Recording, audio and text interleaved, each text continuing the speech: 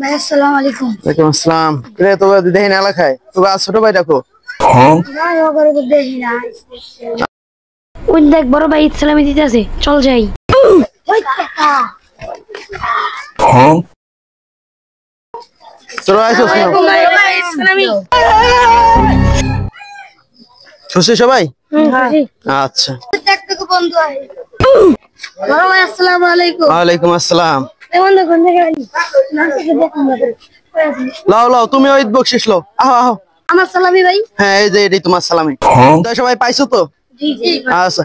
ওই বড় ভাই আইতাছে। কি রে বন্ধু এদিকে আয়।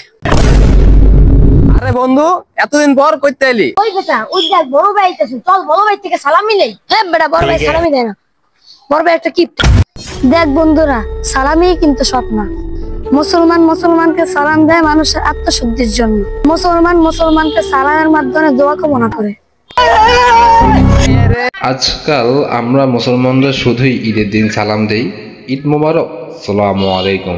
কিন্তু প্রশ্ন হলো, বাকি 364 দিন কি আমরা মুসলমান না?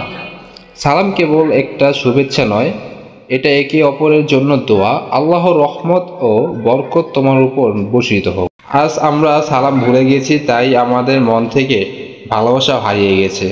চলুন আবার শুরু করি, হাসি মুখে বলি আসসালামু আলাইকুম।